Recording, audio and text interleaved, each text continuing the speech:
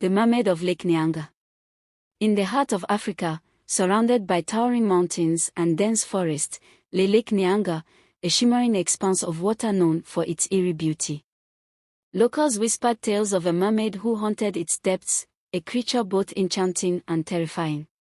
Her name was Nia, and she was said to possess a voice like the sweetest song, drawing fishermen and travelers to the water's edge with her haunting melodies. Many who heard her sing would abandon their boats, entranced, only to vanish beneath the surface, never to return. One evening, a young hunter named Kofi, brave and reckless, decided to seek the truth behind the legend.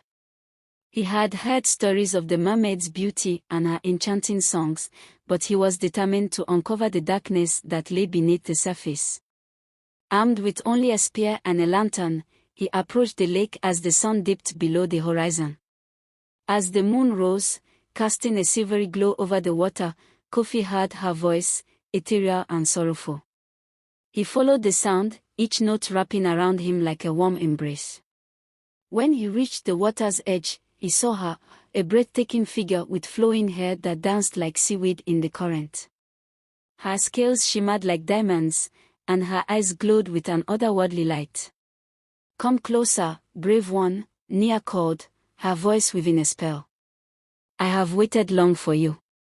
But Kofi, recalling the tales of those who had been lost, hesitated.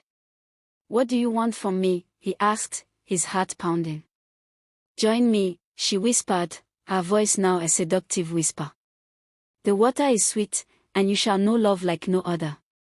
Despite her beauty, Kofi felt an unsettling chill. He knew that love often concealed deeper truths. "Why do they never return?" he pressed. Her smile faltered, revealing a flash of something darker. "They chose to be with me, to embrace the depths where no one else can follow. Their hearts are now mine." Kofi realized that the glowing eyes were not just enchanting but also filled with hunger. She was a siren, luring souls to feed on their life essence. Gathering his courage, he shouted, "You cannot have me." Nia's expression twisted into rage. "Foolish mortal. You think you can resist? The lake holds many secrets, and I am its keeper." As she lunged toward him, the water erupted in a violent splash. Kofi stumbled back, and in that moment, he remembered the ancient stories told by the village elders. He grabbed a handful of salt from his pouch and scattered it toward her. The salt hissed as it met the water, creating a barrier that made Nia shriek in fury. "You think you can escape? I will have my revenge." Her voice echoed, mingling with the wind, and as she plunged beneath the surface, Kofi felt the water swirl ominously around him. Realizing the danger was far from over, Kofi ran, racing through the darkened forest. Behind him, he could hear the water bubbling and churning as Nia unleashed her wrath. Shadows danced at the edges of his vision, and whispers filled the air, filled with promises of despair. When he finally reached the village, panting and terrified, he recounted his tale. The villagers listened in horror, knowing the fate that awaited any who dared to cross the mermaid.